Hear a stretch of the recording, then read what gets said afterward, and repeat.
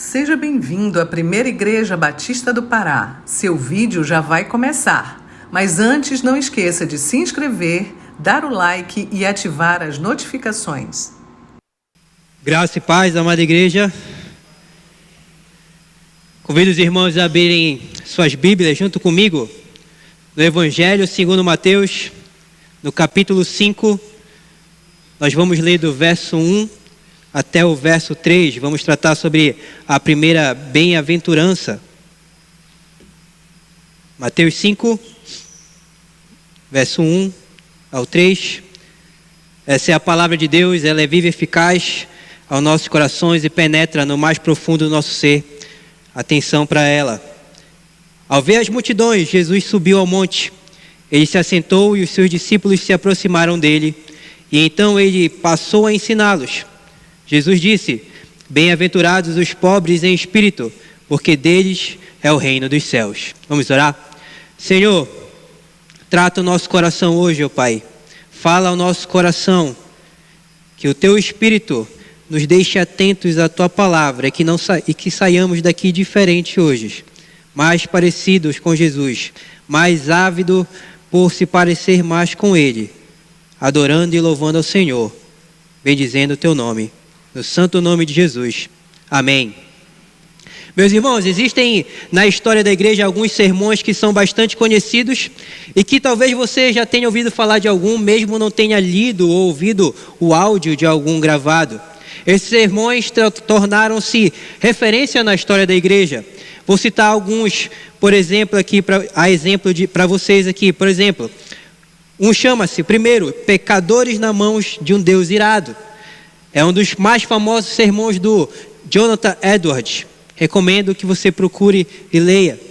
Outro sermão é O Poder Expulsivo de um Novo Afeto, de Thomas Chalmers, onde ele mostra a dinâmica da transformação dos nossos corações, como é que um falso afeto é retirado, é expulso por um afeto superior, o afeto por Cristo e a sua palavra. Isso, na verdade, é o crescimento espiritual. Outro é a história dos poderosos feitos de Deus, do grande príncipe dos pregadores, Charles Spurgeon. Conta-se que esse sermão foi tão impactante para aquelas pessoas que ouviram que décadas depois elas se lembravam daquele sermão. Tem outro sermão de Spurgeon, que é bem conhecido, que ele pregou no Dia Nacional de Oração e Jejum em Londres, na Inglaterra. E diz a história que Spurgeon, antes da pregação, foi até o local de culto para testar a acústica, e ele chegou lá e disse de maneira bem eloquente: eis o Cordeiro de Deus que tira o pecado do mundo. E conta-se a história que um homem que estava por ali trabalhando, arrumando as coisas, ouviu aquela frase e posteriormente ele afirmou que foi através daquela frase que ele se converteu, que ele aceitou Cristo como Senhor e Salvador das suas vidas. A simples declaração acerca do Cordeiro de Deus que tira o pecado do mundo. Outro sermão bem famoso é O Senhor, Nossa Justiça, do grande George Whitefield. Um sermão belíssimo que trata sobre o fato de que não há como nenhum de nós se justificar diante de Deus, pois nada trazemos em nossas mãos. É o Senhor que será a nossa justiça, e Ele faz isso por nós através de Cristo. Esses são alguns exemplos de sermões famosos que permanecem sobrevivendo ao teste das décadas e dos séculos. Entretanto, nenhum deles se compara ao Sermão do Monte, pregado por Jesus. Nenhum deles, por melhor que seja, é digno de desatar as sandálias dos pés do Sermão do Monte. Esse sermão é o mais famoso da história, pregado no morro, do qual não sabemos a localização exata, sabemos que foi na região da Galileia, mas felizmente temos o registro dessas palavras, que foram preservadas soberanamente pela providência de Deus, e que por isso hoje nós podemos saber como é a vida do cidadão do reino e do que é preciso para você se tornar um cidadão desse reino. Hoje à noite, nós vamos, a partir de Mateus 5, dos versos 1 ao 3, aprender que Jesus nos ensina que felizes são aqueles vazios de si e cheios de Deus, porque esses são os cidadãos do seu reino. Simples assim. De novo, anota aí. Jesus ensina que o cidadão do reino é aquele vazio de si mesmo e cheio de Jesus Cristo. A gente vai ver isso em duas partes, e a primeira parte diz o que Jesus nos ensina.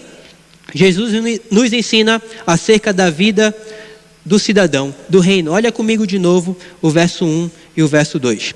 Ao ver as multidões, Jesus subiu ao monte, ele se assentou e seus discípulos se aproximaram dele. Então ele passou a ensiná-los. O Evangelho de Mateus fala sobre a chegada do reino de Deus, ou reino dos céus, como Mateus coloca. Esse reino chegou com a vinda do rei Messias, Jesus Cristo. Ele que veio para salvar o seu povo dos seus pecados. Ele foi anunciado por João Batista, aquele que não era digno de desatar a sandália dos seus pés, mas que o batizou no Jordão, porque assim convinha cumprir toda a justiça. E naquele dia, esse mesmo João batizou ele, e naquele dia do batismo de Jesus, os céus se abriram e o Deus Espírito Santo veio sobre Jesus em forma de pomba, o Deus Filho, e ouviu-se a grande voz de Deus Pai: esse é o meu Filho amado em quem me agrado. Logo depois, Jesus, o Messias tão aguardado, foi levado pelo Espírito para ser tentado pelo diabo, mas triunfou sobre ele no deserto. Após isso, ele começou a realizar as suas primeiras ações, começou a chamar seguidores, e esses seguidores eram homens treinados, que seriam treinados por ele mesmo, por meio de palavra e exemplo, a fim de que deviam se tornar pescadores de homens, homens em que seu nome levariam adiante o reino de Cristo, de geração após geração, expandindo o reino. E em seu ministério itinerante, Jesus percorria toda a região da Galileia com seus discípulos, ensinando nas sinagogas, pregando o evangelho do reino e curando todo tipo de doenças e enfermidades entre o povo, como a gente pode ver no capítulo 4, verso 23. Sua fama se espalhou tão rapidamente que multidões o seguiam, vinham até ele.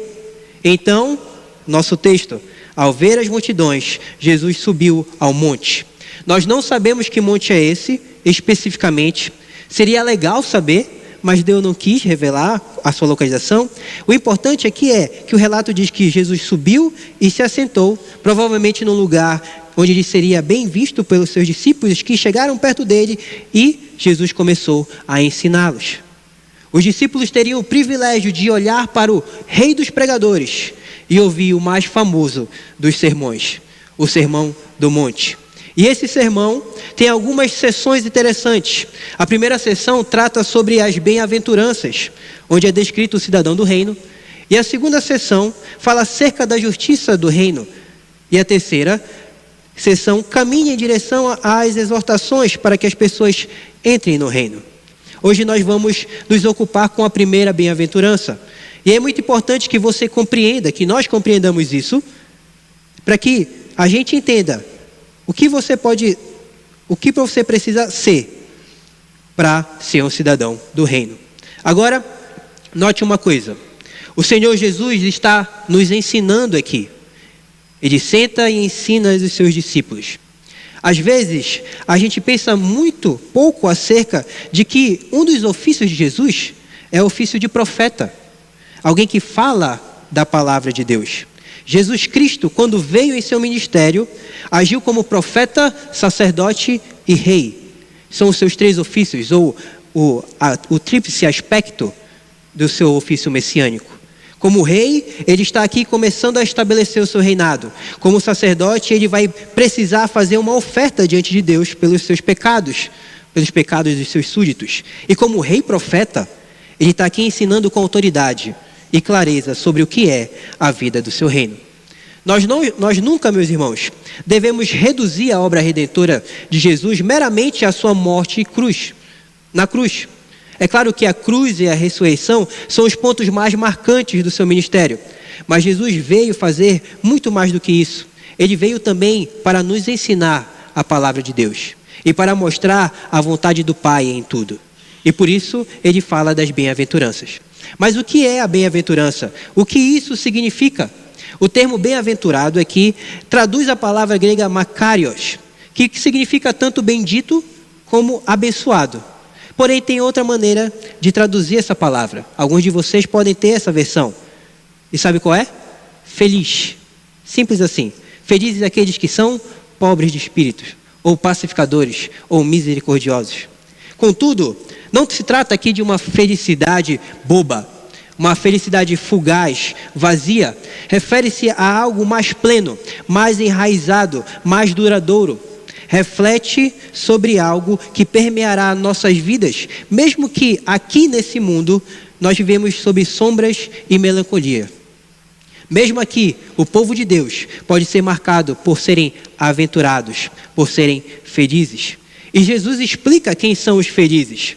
Cada bem-aventurança vai ter 3 partes. O pronunciamento dela, bem-aventurado, a descrição da pessoa a qual essa bênção aplica-se, pobre de espírito, e a declaração da razão pela qual a pessoa é bendita ou bem-aventurada, porque dele é o reino dos céus. Esse é o padrão. E esse padrão vai ser seguido em todas as bem-aventuranças. Mas antes da gente tratar essa primeira bem-aventurança, a gente tem que pensar nas bem-aventuranças como um todo, como um conjunto delas. Sobre o que Jesus está ensinando aqui para a gente, o que ele está descrevendo aqui. Perceba, Jesus está descrevendo para nós o cidadão do reino dos céus. Aqueles que se tornaram parte do reino. Ele não está falando de características naturais de uma pessoa. Não é algo que você vai encontrar naquele teu amigo ateu, na sua cunhada budista, ou no seu primo que é espírita. Jesus não está dizendo, sortudo é quem nasce com essas características, porque é muito melhor ser assim do que de outro jeito. Ele não está falando de ser introvertido naturalmente, ou extrovertido, ou expansivo, ou tímido, nada disso. É claro que pessoas podem ter ótimas qualidades, mesmo sendo descrentes. Isso é óbvio. Todos nós conhecemos uma pessoa que é muito inteligente, que é um bom comunicador, que é um grande amigo, mas que não é um cidadão do reino. Não é porque alguém é gente boa e por isso é bem-aventurado. Ela pode ser até feliz, mas a sua felicidade está nas coisas desse mundo. Jesus não está aqui tratando sobre traços ou características de personalidade, do jeito que a pessoa é ou como ela foi criada, mas sim de marcas espirituais que não são encontradas naturalmente em alguém. São características vistas apenas nas pessoas que foram encontradas, salvas por Jesus. Não é algo natural, é algo espiritual. São frutos espirituais de gente que encontrou o Salvador Jesus. E lembre-se sempre disso quando lê as bem-aventuranças. As características do cidadão do reino não são algo natural, é algo que é forjado em Jesus Cristo.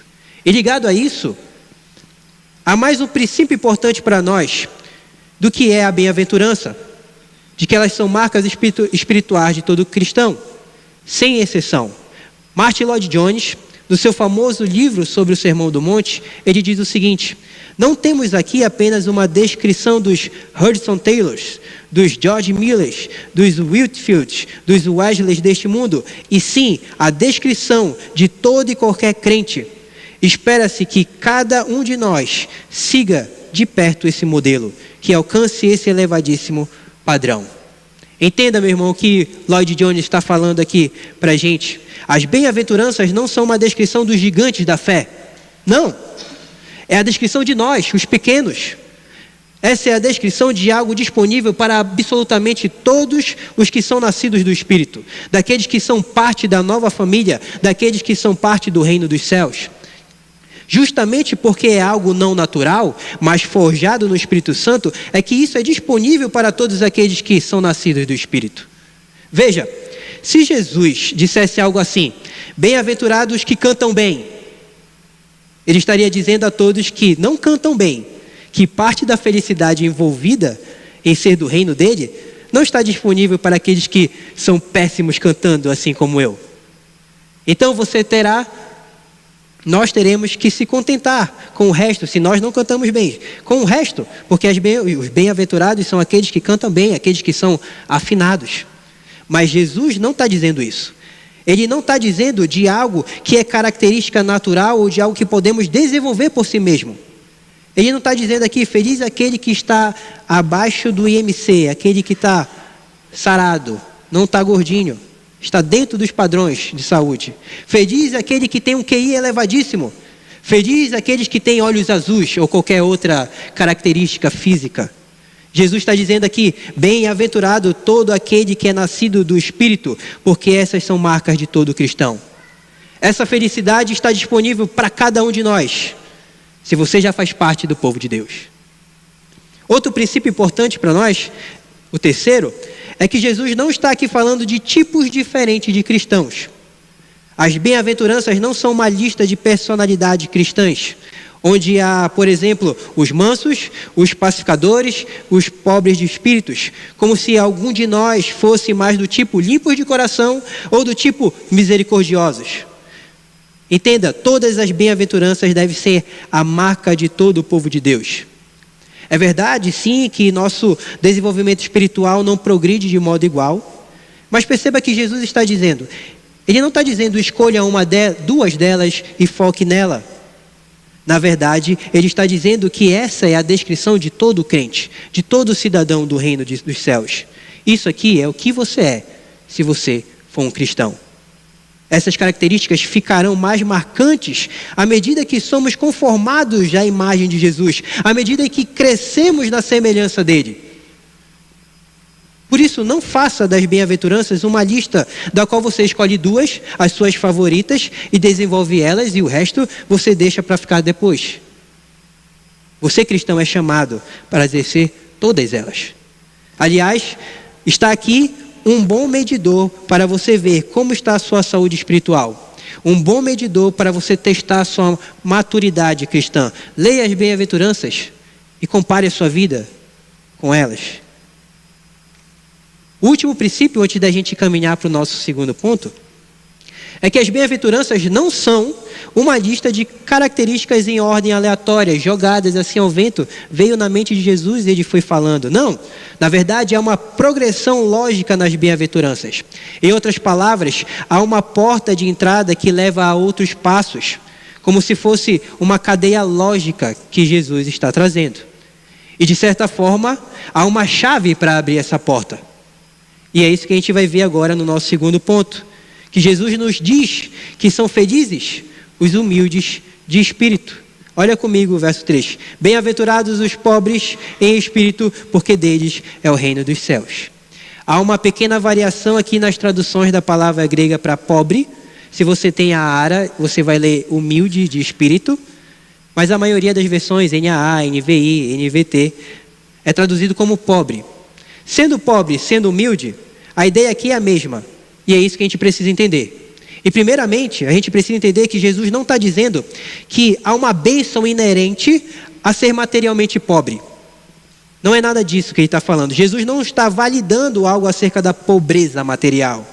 De que ser pobres de espírito diz respeito a um estado inerentemente mais bendito, mais feliz, mais agradável a Deus do que a riqueza ou ter muitas posses.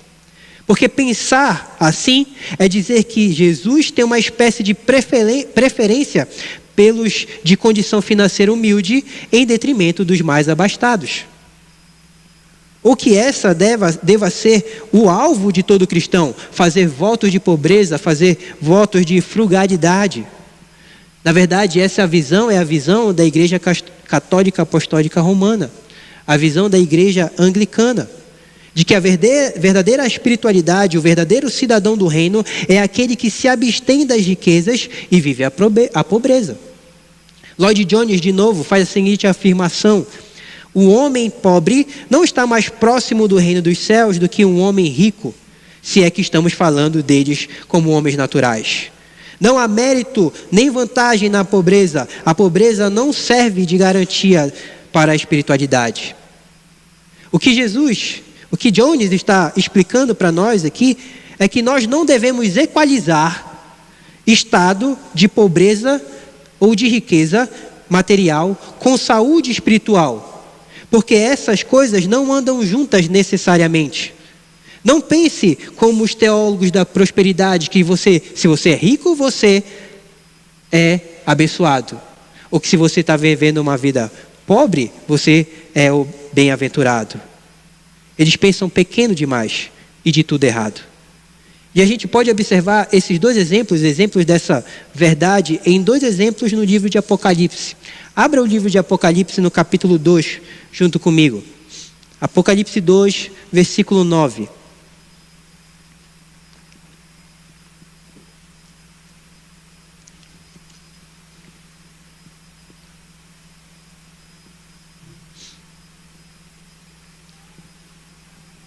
Diz assim o Senhor Jesus à igreja de Esmirna, no verso 9 do capítulo 2. Conheço a tua tribulação pela qual você está passando, a sua pobreza, embora você seja rico, e a blasfêmia dos que declaram judeus e não são, sendo isto sim sinagoga de Satanás. Jesus está falando aqui para os irmãos da igreja de Esmirna, uma igreja pobre financeiramente, mas que era rica espiritualmente. E em contrapartida, no próximo capítulo, no capítulo 3, nos versos 16 e 17, falando à igreja de Laodiceia, o Senhor diz o seguinte: assim, porque você é morno, e não é nem quente nem frio, estou a ponto de vomitá-lo da minha boca. Você diz, sou rico, estou bem de vida e não preciso de nada, mas você não sabe que é infeliz, sim, miserável, pobre, cego e nu. Laodiceia se dizia rica e abastada, uma igreja com pessoas cheias de posses, mas na verdade eram infelizes, miseráveis, pobres e cegas espiritualmente. Perceba o que Jesus está dizendo quando ele diz bem-aventurados os pobres de espírito. Ele não está falando de quanto dinheiro você tem na sua conta bancária, e sim de humildade espiritual, de pobreza espiritual, de ser pobre de si mesmo.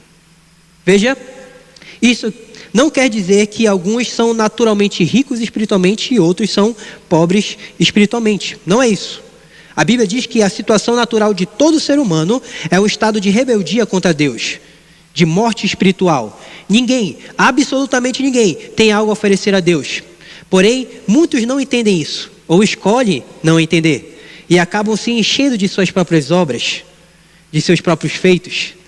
Mas humilde de espírito é aquele que entende que não tem nada para oferecer a Deus pela sua salvação. Isso diz respeito ao coração que sabe que não há nada a oferecer, pois é pequeno e suas mãos estão vazias. Humildade espiritual, de novo, meus irmãos, não é pobreza de conta bancária, é pobreza de si mesmo.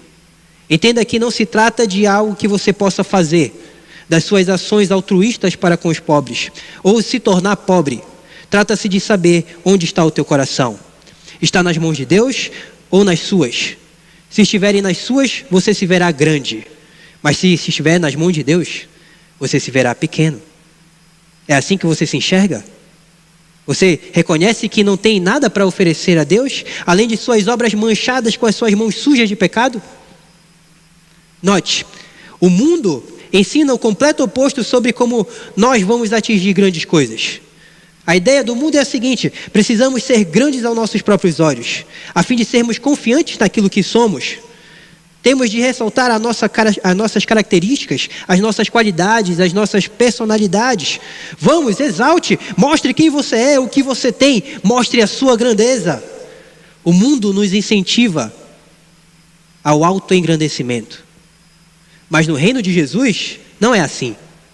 Quem deve ser engrandecido é Ele, o Senhor da glória, o Rei dos reis. E o chamado do Rei Jesus é: humilhe-se, reconheça quão pequeno você é. Esse é o chamado do rei. Jeremiah Burroughs, um pregador puritano inglês do século 17, disse o seguinte: o homem que é verdadeiramente pobre em espírito, a fim de ser bendito, é o que se vê como vil e perverso. Não importa qual excelência externa ele tenha, ainda assim ele sabe que ele é vil e perverso. Jeremiah está explicando aqui para a gente que os pobres de espírito não são aquelas pessoas que andam por aí dizendo: eu não tenho nenhum valor, eu não sou nada, eu não sirvo para nada, eu não tenho qualidade nenhuma, eu não sou capaz de fazer nada. Não, não. Pelo contrário, podem ser pessoas brilhantes, capazes e impressionantes em muito daquilo que elas fazem. Porém, essas pessoas, no seu coração, reconhecem que sua situação espiritual é desesperadora em si mesma. A parte de Jesus, elas não têm nada. Elas sabem que não importa quão eloquentes elas são, quão inteligentes elas são, quão capazes, quão ricas elas são materialmente. Nada disso irá salvá-las. Elas precisam que Deus haja em favor delas. E hoje eu te pergunto, meu irmão, como está o teu coração? De onde você acha que vem o teu valor diante de Deus? Onde você tem depositado o teu valor? Será que em alguma característica física? na qual você tem tratado como sua coroa, seu valor, a sua honra? Será em alguma parte do seu corpo, algo que todos acham bonito e elogiam, algo que é invejável? Talvez seja isso que você diga: eis aqui o meu valor. Ou talvez seja algo na sua personalidade, seja o seu jeito divertido, ou seu jeito sério, ou como você é responsável. Talvez sejam suas conquistas profissionais, seu cargo comissionado, seu emprego bom, sua empresa bem-sucedida. Talvez seja os seus bens materiais, sua linda casa, seu carrão, seu guarda-roupa invejável, seus eletrônicos, seu celular de última geração. Ou talvez seja até mesmo o serviço na igreja, os anos de serviço fiel que você já prestou. E deixe, meu irmão, te dizer uma coisa claramente para você aqui. Nenhuma dessas coisas citadas aqui vai te ajudar diante do Senhor de toda a terra. Nenhuma delas. Podem ser coisas boas de valor, mas nada disso te fará rico em espírito. O que você precisa reconhecer é que você vai com as mãos vazias. Nós vamos com as mãos vazias até diante de Deus. Não trago nada em minhas mãos, só espero em teu amor. Mesmo que você tenha grandes coisas, é necessário reconhecer que você não é nada diante de Deus. É interessante que muitos homens da Bíblia, homens de Deus, se reconhecem assim. Paulo se reconhecia como o maior dos pecadores. Isso não é um jeito de falar, de parecer humilde, não, como a gente faz muitas vezes. Não, Paulo reconheceu que tudo aquilo que era grande aos olhos do mundo não era nada diante da glória de Deus. Moisés se sentiu inadequado diante da convocação de Deus. É claro, tinha um pouco de medo ali e tudo mais, mas ele sabia que não era adequado para a tarefa. Porém, Deus o escolheu para aquela tarefa. Isaías, quando se vê diante do trono de Deus e percebe que ele é um homem de lábios impuros, que habita no meio de um povo de impuros lábios, ele reconhece: não sou ninguém. Estou a ponto de morrer diante do Rei da Glória. Não tenho nada a oferecer a Ele. Veja, o reconhecimento da pobreza espiritual desses homens, a percepção de que não são nada diante do Altíssimo, não significa timidez ou covardia. Esses homens eram corajosos e fizeram ali coisas impressionantes. Na verdade, há grande coragem para aquele que entende que em si mesmo não tem nada e que tudo vem da mão do Senhor. E se ele tem Deus do seu lado, do que mais ele precisa? Reconhecendo isso, somos livres para ser corajosos no serviço ao Senhor, na medida que entendemos que a capacidade não nos é algo inerente, mas é algo que nos é dado por Deus. E o mais impressionante, meus irmãos, não são esses homens. O mais impressionante é que o próprio Senhor Jesus, embora sendo tudo o que Ele é, renunciou muitas de suas prerrogativas e direitos, porque o Senhor não estava preocupado consigo mesmo, mas estava preocupado em fazer a obra do Pai. Como Ele mesmo fala em João 14:10. Você não crê que eu estou no Pai e que o Pai está em mim? As palavras que eu digo a vocês, não as digo por mim mesmo, mas o Pai que permanece em mim faz as suas obras. Não é uma questão de fingir que Ele não fez nada, mas é uma questão de saber onde você está. Se o senso de querer ser diferente do que você é o que te move. Nem o Deus, homem, meus irmãos, pegou para si prerrogativas ou glórias que não lhe eram de direito. Se somos verdadeiramente cristãos, nós não iremos confiar em nosso nascimento natural, no fato de que pertencemos a uma boa família. Não iremos nos vangloriar de pertencer a certas raças ou nações. Não iremos edificar nossa vida sobre temperamentos naturais ou personalidades. Não iremos confiar em nos apoiar sobre qualquer vantagem natural de posição ou de poder. Não iremos depender do dinheiro ou de qualquer outra riqueza. Nós não iremos nos gloriar nem na nossa educação recebida. Se você quer ser de fato humilde de espírito, o que você precisa, o que nós precisamos fazer é olhar para Deus. E quanto mais nós olharmos para Deus, por meio da sua palavra, lendo a sua palavra, ouvindo a palavra pregada, quanto mais você se expor à palavra de Deus, assim como Isaías, você irá perceber quem realmente você é. E isso vai te reduzir, isso vai te fazer humilde, isso vai te fazer você parar de se achar grandão e se reconhecer como pequeno. Meu irmão, você precisa de contato, nós precisamos de contato frequente com a palavra de Deus, a fim de ter o entendimento real da nossa situação. A lei de Deus funciona como um espelho posto diante de nós, que não deixa nós termos ilusões acerca de quem nós realmente somos e nos revela quão mal nós somos. E mostra o nosso pecado, mostra a nossa constante dependência da graça de Deus. Diante de Deus, você vai ser humilhado. E isso será excelente para a sua alma. Porque precisamos ser expostos e humilhados diante da palavra de Deus.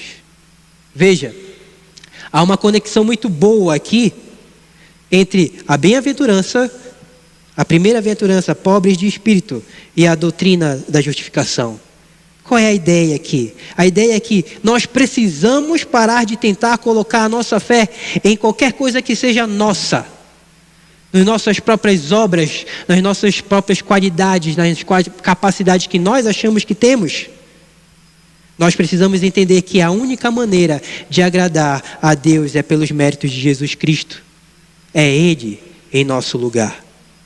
Se você for assim, então terá um tipo de felicidade incomparável.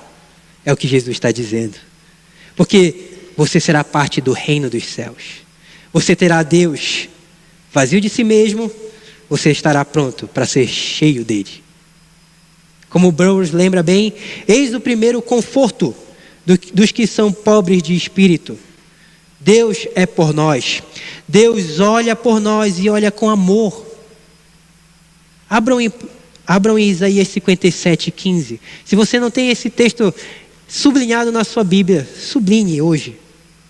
E leve esse ensinamento para a sua vida.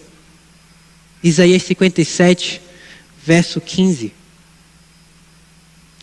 Diz assim: pois assim diz o alto, o sublime, que habita a eternidade e cujo nome é santo. Eu habito no alto e santo lugar, mas habito também, onde? Com o contrito e abatido de espírito, para vivificar o espírito dos abatidos e vivificar o coração dos contritos. Meu querido, se você for humilde de espírito, Deus vai encher teu coração dele mesmo e te dar vida. Você terá o próprio Deus e você será parte do reino inextinguível de Jesus. Perceba, a cidadania do reino dos céus não é algo que você terá um dia. Sim, o reino ainda vai ser plenamente estabelecido, ainda Jesus tem que retornar e algumas coisas têm que acontecer, mas a cidadania desse reino é algo que você já tem agora, com privilégios, com prerrogativas de ser cidadão dos céus, ainda nesse mundo de sombras e melancolia.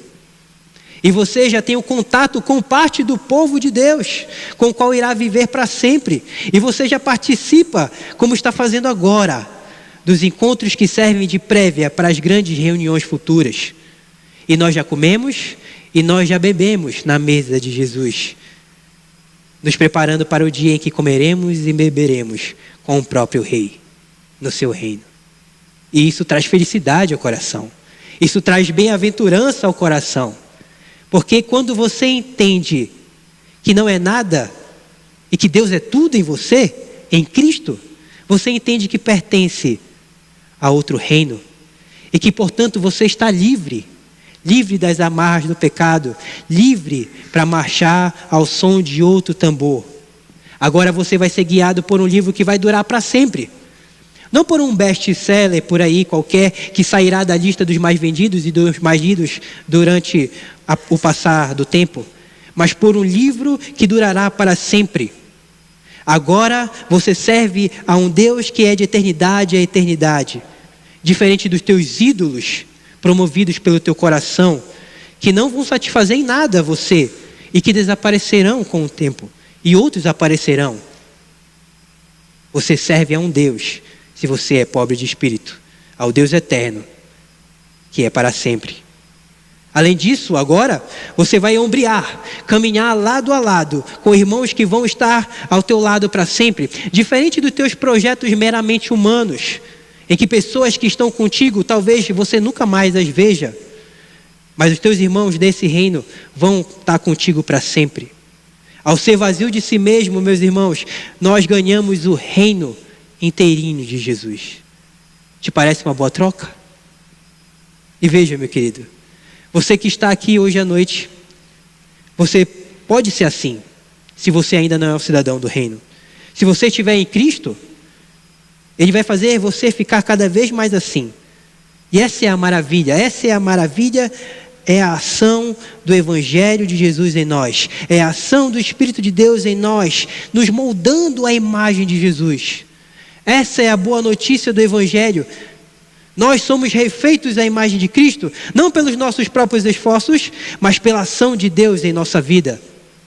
E o primeiro passo para você, que não é de Cristo, ser parte desse reino é reconhecer que você não tem em si mesmo as ferramentas apropriadas para entrar pela porta do reino. Você precisa se humilhar diante de Deus, reconhecer sua sujeira, reconhecer o seu pecado, se arrepender dele, reconhecer sua incapacidade, reconhecer a sua completa necessidade de Jesus. Se você reconhecer isso, então você pode sorrir, porque teu é o reino dos céus. E sabe, no final das contas, meus irmãos, é importante que todos nós entendamos isso. E aqueles que ainda não são cidadãos do reino, reconheça isso o mais rápido possível. Nós somos por natureza caídos. Que nós, no final das contas, éramos pecadores nas mãos de um Deus irado. Mas em Cristo entendemos e aprendemos a amar a história dos poderosos feitos de Deus. Porque nós entendemos pela fé que Deus fez tudo em Cristo, a fim de que Ele fosse o Senhor, a nossa justiça. Ele que é o Cordeiro de Deus, que tira o pecado do mundo. E quanto mais nós entendermos isso, mais o poder expulsivo desse novo afeto vai retirar do nosso coração as coisas que não deveriam estar aqui dentro. E mais nós seremos verdadeiramente felizes, vazios de si mesmos e cheios de Cristo. Que o Senhor seja a nossa porção para todo sempre. Amém.